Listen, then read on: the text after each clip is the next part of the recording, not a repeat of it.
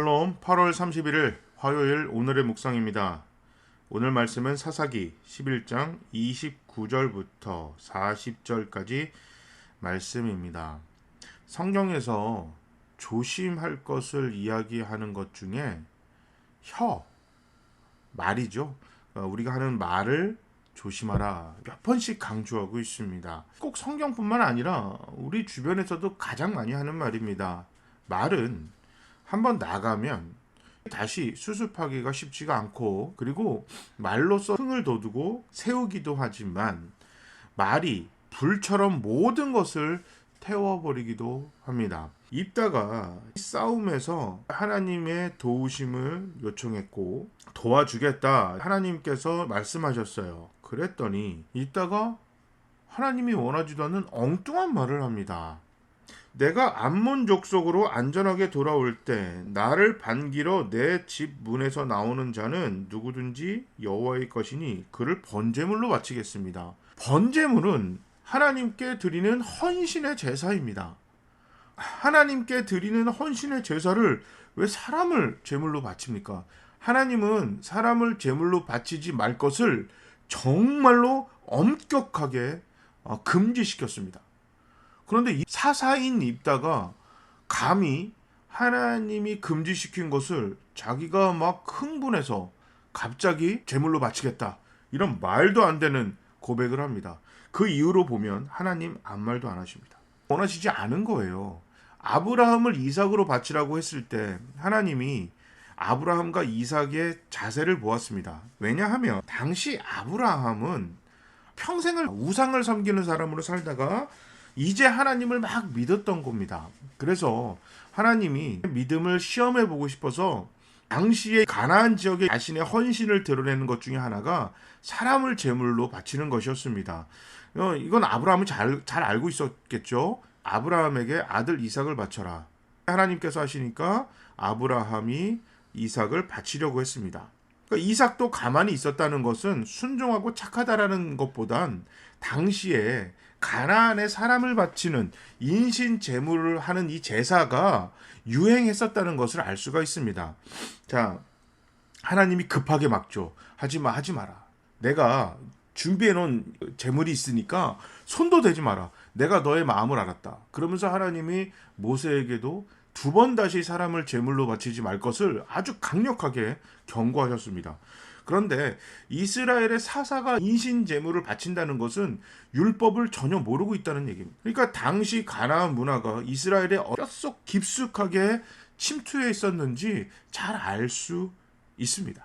우리가 신앙생활을 하다 보면 교회에서 나오는 전통 문화 중에 참 이게 엉뚱한 것들이 많아요. 하나님의 말씀과는 전혀 동떨어진 전통을 이야기하고 교회 법을 이야기하는 것이 굉장히 많습니다. 대표적인 것이 효를 강조하는 것입니다. 물론 성경에서도 효를 강조합니다. 그러나 우리나라에서 이야기하는 효와는 전혀 결이 다릅니다. 성경에서 이야기하는 효는 자녀들에게 자신의 생명과 앞으로 생활을 책임질 것을 약속을 받고 재산들을 다 물려줘요.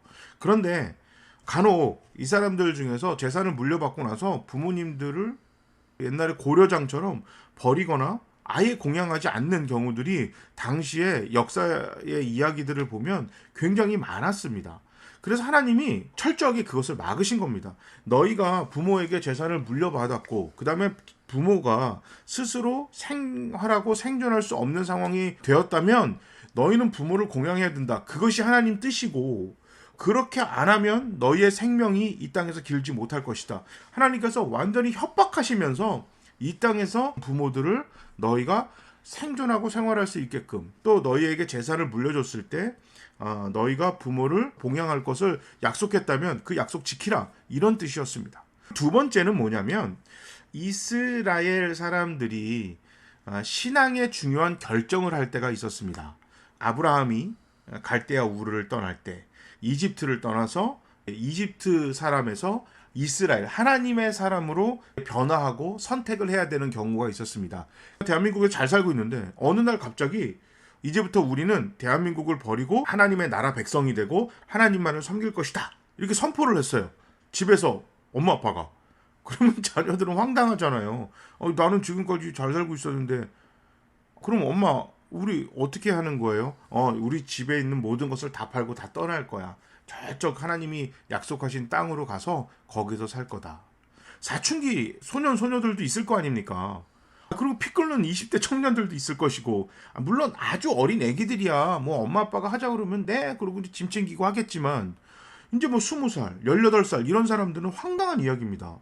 하나님께서 자녀들에게 너희가 부모의 이 하나님의 백성이 되겠다라고 결정한 이 결정을 따른다면 이 땅에서 복받게 해줄 것이다, 이 얘기였어요. 우리 예전에 그 아침 묵상에서 배웠잖아요. 그러니까 자녀들에게 너희가 부모의 신앙적인 결정을 순종하고 따른다면 이 땅에서 잘 먹고 잘 살게 해주겠다, 이 약속을 하나님이 해주신 겁니다. 부모들에게는 아무리 훌륭한 결정을 내렸더라도 윽박지르지 마라, 협박하지 말고 화내지 말고 자녀들을 잘 설득하고, 마음이 아플 거야, 화날 거야, 황당할 거야, 자녀들의 마음을 이해해서 토닥여줘라. 이제 하나님은 또 부모들에게 그렇게 말씀하신 약속입니다. 그러니까 우리나라가 조선시대 때부터 내려왔던 이 효와는 전혀 거리가 먼 효를 성경에서는 이야기하고 있는데, 교회에서 효를 강조할 경우는요, 조선시대부터 내려왔던 효입니다. 나이가 많으면 무조건 순종해라. 장유유서, 물론 이 장유유서도 성리학에서 얘기하는 장유유서와는 완전 결이 다른 장유유서예요. 임진왜란 이후로 우리 조선의 효가 바뀌었다고 합니다. 그 전에 장유유서는 뭐냐면, 나이 먹은 사람들은 대접받고 싶걸랑 나이값 해라, 이런 내용이에요. 이게 장유유서였는데, 임진왜란은 기존에 그 정치하는 사람들, 왕, 대접받았던 사람들이 정치를 잘못해서 생긴 일이잖아요. 그래서 이게 어떻게 바뀌었냐면, 나이가 많으면, 너의 상사라면, 너의 주인이라면 무조건 말을 듣고 존경해라, 이렇게 바뀌어버린 거예요. 임진왜란 이후로. 그러니까 원래의 의미와는 전혀 다른 효가 돼버린 겁니다. 그리고 일제시대에 들어오면서 일본 사람들은 이걸 그대로 이용했어요. 일본은 이런 효사상이 없습니다. 조선에 들어와서 보니까, 이야 이거 좋은데, 너희보다 훨씬 상위 계급에 있는 나라야, 너희는 우리 말을 무조건 들어야 돼. 이제 우리나라가 해방하고 나서 이거를 그대로 국가에서 이용했죠. 나이가 많거나 상사거나 너희의 위에 있는 사람들은, 또 정치하는 사람들은 무조건 너희가 순종하고 따라야 돼. 제대로 된 효를 이야기하시는 분들도 있지만, 이것이 교회에 잘못 들어와서 그 효를 계속해서 강조하는 분들도 계세요. 존경은 성리학에서 이야기하던 그 위치에 맞는 행동을 할 때 자연스럽게 따라오는 반응입니다. 부모가 부모답고, 선생이 선생답고, 목사가 목사답고, 정치하는 자가 정치하는 자다, 그 자리에 맞게 행동할 때 자녀들이, 학생들이, 국민이, 성도가 자연스럽게 존경과 존중이 나오는 것입니다. 부모니까, 목사니까, 선생이니까, 대통령이니까, 너희의 직장 상사니까 무조건 너희가 나를 존경해라, 존중해라는 성경적이지 않습니다. 옛날에 임진왜란의 실수를 덮으려고 했던 그 조정대신이나 왕처럼, 일제시대에 탄압하던 사람들처럼, 또 우리 군사 쿠데타와 잘못된 독재 정체를 하고 불법을 저질렀던 그런 정치인들처럼, 하나님도 그렇게 안 하시면 신적인 권한을 가지고 잘못된 이야기를 하고, 잘못된 사상을 이야기하고, 잘못된 법을 이야기하고, 막 교회를 어지럽혀도 꼼짝 못하게 만드는 그 잘못된 사상을 이끌어간다면, 오늘 입다처럼 하나님 하지 말랐던 인신 제물을 바치는 거랑 같은 꼴입니다. 교회가 교회답고 성도가 성도답기 위해선 하나님 말씀을 잘 읽고, 정말 그 말씀들에 나오는 하나님의 뜻과 생각과 하나님의 사랑과 하나님의 방식을 잘 보고 따라야겠습니다.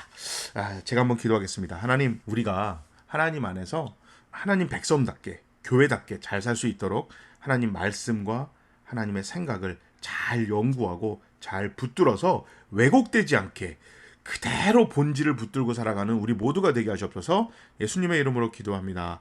아멘. 어제 코로나 백신 1차 접종을 했습니다. 팔이 좀 저리고 뭐 그런데 괜찮아요. 우리 교회를 위해서 계속해서 기도하고, 오늘 하루도 하나님의 백성답게 우리 정말 예수님 닮아가는 우리 모두가 됩시다. 자, 모두 샬롬.